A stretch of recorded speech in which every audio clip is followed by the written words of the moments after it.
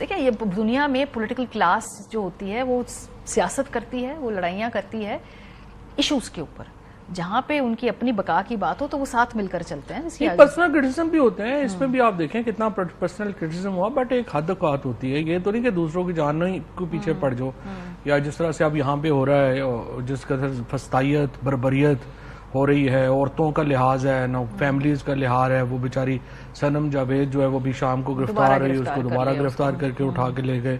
سو کوئی ڈسینسی ہی نہیں رہی پالیٹکس میں، اتنی سپیس کم ہو گئی ہے کہ حیران ہی ہو جاتا ہے بندہ کہ سانس گھٹنے والی حالت ہے۔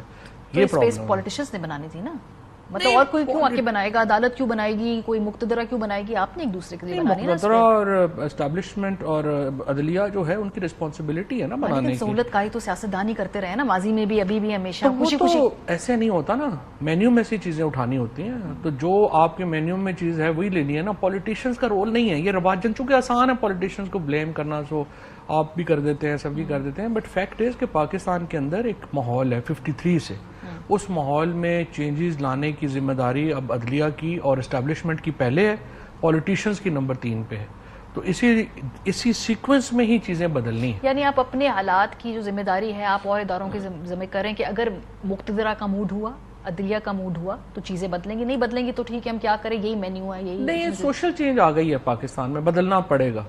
پرابلم یہ ہوئی کہ 53 آنورڈ دیکھیں، ہم تو آرام سے ایک رینٹل اکانومی کے طور پہ چل رہے تھے، ہمارے علاقوں میں جنگیں ہو رہی تھیں، ہم ایک فرنٹ سیکورٹی اسٹیٹ تھے، پہلے سوویت یونین ہوا کرتا تھا، پھر کورین وار شروع ہو گئی، پھر ویتنام وار شروع ہو گئی، پھر افغان وار شروع ہو گئی، ہمیں ایسا کبھی پیسے لینے کی ضرورت، اپنے پیسے بنانے کی ضرورت نہیں پڑی، کمانے کی ضرورت نہیں پڑی۔ اب پرابلم یہ آ گئی ہے کہ میرے خیال میں اگلا جو 3 سال 5 سال ہے نا، 2 بڑی جو جنگیں ہیں، یوکرین وار اور غزہ، یہ فوکس رہے گا دنیا کا۔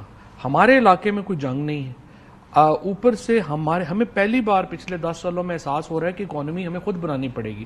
عرب ورلڈ میں ہماری ریلیونس اس طرح سے نہیں رہی ہے، جو دنیا ہے اس میں، اور اوپر سے جس طرح کے ہمارے اپنے انٹرنل حالات ہیں انہوں نے ایڈ اپ کر دیا ہے۔ اب آپ دیکھو نا کتنا بڑا بحران ہے کہ آج 6-7 مہینے ہو گئے ہیں یہ شہباز شریف کو دوسری دفعہ پرائم منسٹر بنے، ایک یورپی یونین کے ملک نے فون نہیں کیا، ایک کسی UK کے USA پریزیڈنٹ سے ان کی بات نہیں ہوئی، کیونکہ دنیا سمجھتی ہے کہ یہ الیکشن رگڈ الیکشن سے آئے ہیں۔ سو وہاں کی جو ڈیموکریسیز ہیں، جو ڈیموکریٹک ملک ہیں، وہ شہباز شریف صاحب کو لیجٹیمیٹ پرائم منسٹر تسلیم کرتے ہوئے ہچکچا رہے ہیں، اور یہ ایک بہت بڑا ڈائلما ہے پاکستان کا بحیثیت ایک ملک، اور ہمیں سمجھ نہیں آ رہی کہ ہم اپنی ریلیونس کیسے کریٹ کریں۔ عرب دنیا سے بھی جو ایک ملتا تھا، ہمیں پش ملتا تھا، پیسے بھی آ جاتے تھے، وہ بھی نہیں آ رہے، کیونکہ وہاں کی جو لیڈرشپ ہے اس کی بھی پرائرٹیز اب بدل گئی ہیں، وہ سوچ رہے ہیں in terms of money futuristic investment میں، وہ جائیں گے تو جاپان میں پیسے لگائیں گے، کہیں اور پیسے لگائیں گے، انڈیا میں لگا رہے ہیں وہ پیسے۔ اور دیکھیں اصل بات یہ ہے کہ جب تک آپ پاکستان اپنی ریلیونس کریٹ نہیں کرتا دنیا میں، ایسے ہی ہوتا ہے، ریلیونس نہیں ہوگی تو کون ریلیونس تو تب ہوگی نا جب پہلے آپ اندر طے تو کر لینا کہ آپ ہیں کہاں، کیا آپ ایک ہائبرڈ نظام ہیں، آپ ایک جمہوری نظام ہیں، آپ بننا کیا چاہتے ہیں۔ 75 سال بعد آپ ڈکلیئر کر دیں جی کہ بھائی جمہوریت نہیں ہے، یہ نظام ہے، جو کنفیوژن ہے خاص طور پہ۔ ڈکلیئر تو ہم خود کو نارتھ کوریا کرنا چاہتے ہیں، ہو نہیں پا رہا نا، اکانومی کی مجبوری ہے، اور اس کی وجہ سے ہمیں ایک نارمل ڈیموکریسی بننا ہے، اس کی طرف جانا پڑے گا۔ پولیٹیکل پارٹیز کا بھی رول ہے، اراؤنڈ 50% آپ کہہ لیں پولیٹیکل پارٹیز کا رول ہے، 50% باقی اداروں کا رول ہے۔ صرف 50% پہ بات سر، اس سے تو آپ اپنا قد بہت چھوٹا کریں، پولیٹیشنز کے ہاتھ میں بڑی چیزیں ہوتی ہیں، اگر آپ ساتھ مل کے بیٹھیں، کیا کیا نہیں کیا اس ملک کی ہسٹری میں، کیسے کیسے آمریتوں کا سامنا ملک کے سیاستدانوں نے نہیں کیا۔ ہاں وہ بھی ہے، لیکن پولیٹیشنز مل کے اس طرح کی جس طرح کی چینج آپ کہہ رہی ہیں نا، اس کی قیمت ہے بڑی، وہ قیمت نہیں ہونی چاہیے ملک کے لیے۔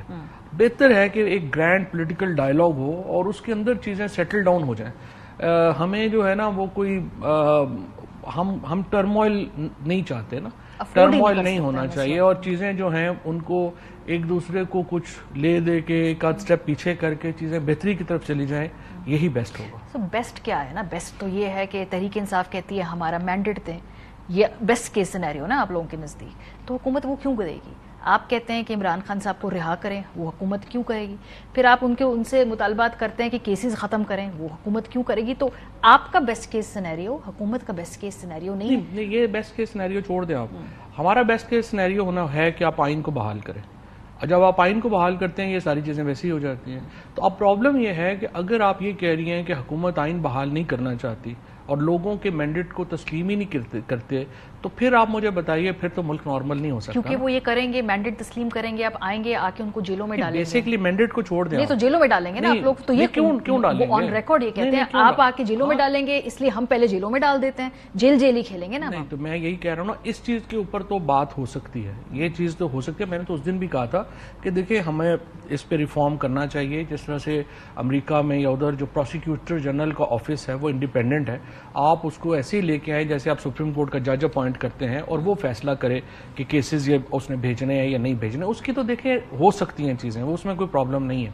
بٹ دا ریئل پرابلم جو یہ پرابلم نہیں ہے جو آپ کہہ رہی ہیں. دا پرابلم از کہ ہم یہ ماننے کو تیار نہیں ہے کہ پاکستان کے لوگوں کی کوئی حیثیت ہے اس ملک میں. دا ریئل پرابلم از کہ پاکستان کے لوگوں کی جو ٹریٹمنٹ ہے وہ سیکنڈ گریڈ سٹیزن کے طور پہ ہوتی ہے، اور جب تک وہ نہ ہو پاکستان کے لوگوں میں اور پاکستان کے اشرافیہ میں یہ جو ایک جنگ ہے یہ جاری رہے گی. مثلا میں آپ کو واقعہ بتاتا ہوں نا کہ جیسے دیکھیے ہمارے اپنے ہم سٹیزنز کو کیسے ٹریٹ کرتے ہیں. ہمارے ادھر زمان پاک میں چھاپا پڑا اور وہاں پہ لوگ تھے، ان میں سینیٹر اعجاز چودھری صاحب بھی تھے. یہ سب لوگوں کو اریسٹ کر دیا. یہ 9 مئی سے پہلے کی میں بات بتا رہا ہوں. اب وہ سارے بیچارے ریس کورس کے تھانے کے فرش کے اوپر جو ہے وہ بیٹھے ہوئے ہیں. رات کو 3 بجے جو ہے وہ ایک سپاہی آتا ہے اور وہ کہتا ہے کہ آپ یہ بتائیں آپ میں سے شاہد صاحب کون ہے؟